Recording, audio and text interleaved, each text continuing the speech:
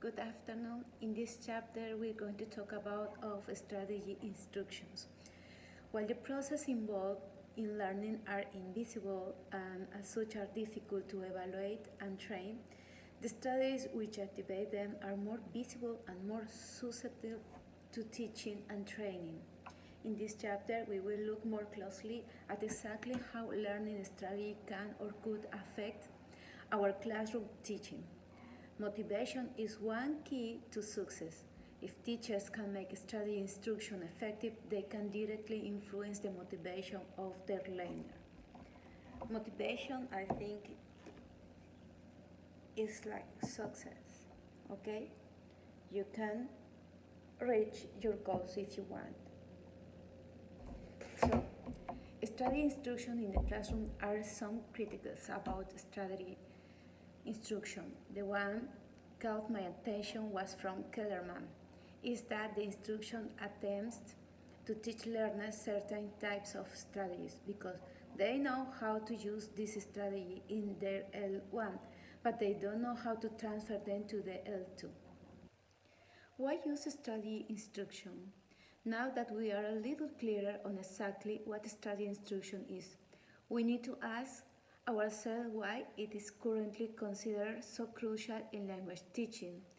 As we saw in Chapter 2, the idea of learning to learn is intimately connected to a social constructivist approach to education and learning.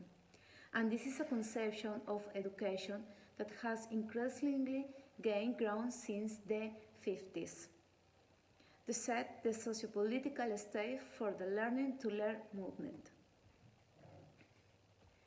More specifically, however, strategy instruction is seen as means of enhancing learners' procedural knowledge, which leads to more successful learning. As we saw in the subject second language acquisition, success is closely linked to motivation, and it has been pointed out that the successful use of learning strategies, which leads to success in language learning, will also enhance motivation.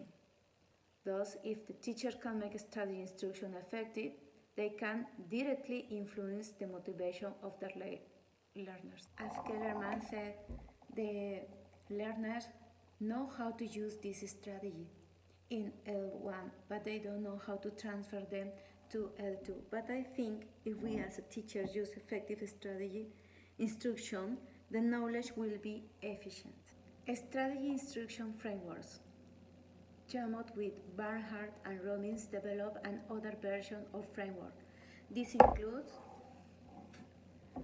prepare and present activities, and practice and evaluate strategies, and intend strategies independently. Teaching materials for strategy instructions. Strategy instruction material exists in a variety of formats like course book that include sections which supposedly develop learning strategy use, and specific learning strategy instruction books that they focuses on strategies and makes the learner reflect on their own strategy use and develop new ones. For example, here I have a book, but it's in Spanish, but doesn't matter. In this book, this is about the didactic activities. In this section, I have here instructions, play and learn, to give instructions. The important here is the way that the teacher gives the instruction to the learners in an organized way. Teaching metacognitive strategy. Metacognitive strategies involve thinking about the learning process, planning for learning, monitoring the learning tasks, and evaluating how well one has learned. In general, metacognitive strategy involves knowledge, control, or evaluating over learning. Regulation, as distinguished from knowledge about learning, entails the use of metacognitive strategies. These include in Hummel and Chamot's taxonomy the following: planning, directed attention, selective attention, self-management, self-monitoring, problem identification, and self-evaluating. According to them, metacognitive strategies don't necessarily share the qualities of being statable with metacognitive knowledge and may be more task and age dependent. Implicit and explicit strategy instruction. When we talk about implicit strategy, we don't mention of learning strategy is made, but in explicit strategy, students mention what learning strategy they use. Okay, implicit don't mention the strategy, explicit mention what learning strategy is being used. When we are acting as if something is true, we are enacting our implicit strategy. We are walking the talk of the real deal. When we are saying something is true, we are enacting our explicit strategy. We are talking the talk of some deal we want others to think is true. Teachers and strategy instruction.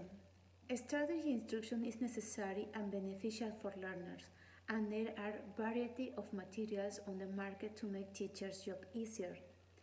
As Nico says, not all teachers are simple.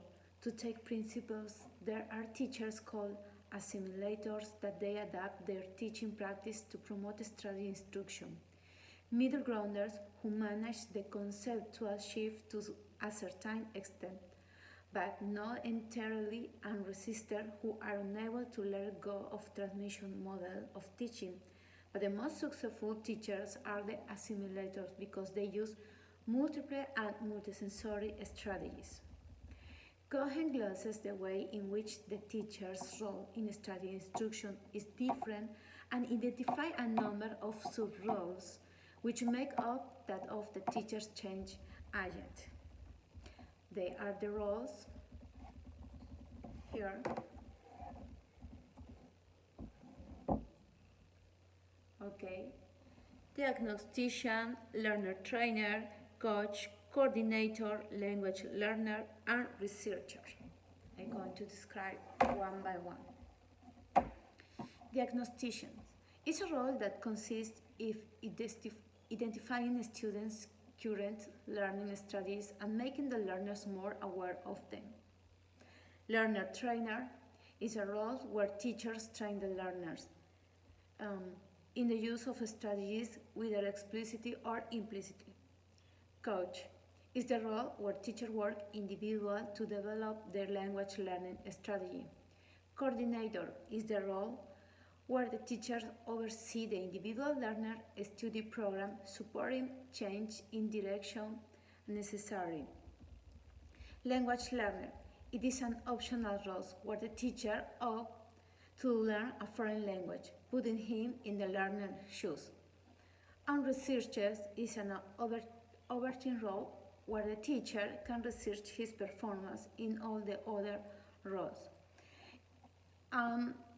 The role that I like so much is the language learner. Why? Because the teacher put in the learner's shoes, as it were, and becoming. The teacher is more aware of the kinds of challenges and problems confronting the learners, is more sensitive to the learner's needs, and thus better able to train and coach them. If as a teacher one were to decide to implement a consistent program of strategy instruction with the students, there are several issues which would need to be carefully considered. Should the strategy instruction be short-term or long-term? In other words, how long should it last? Class, a term, a year, at regular intervals? Should the treatment of a strategy be implicit or blind, or in Oxford's terminology, or should it be explicit, or shouldn't it be a combination of approaches? Should the teacher try to cover a comprehensive list of different strategies, or should the focus be on the limited number of strategies? In conclusion, strategy instruction help learners become more active, more autonomous, more self-directed, and more discerning of what strategies are best for them as individuals. Students know about themselves so they can try out, become expert in using the strategies that help them. Study instruction is about helping students to develop their own strategy use so as to make them more effective learners. Strategy instruction for learners is beneficial in general. Now I have a clear idea of how to approach strategy instruction in our own classrooms, and I have some idea of the range of strategy instruction materials are available. Thank you.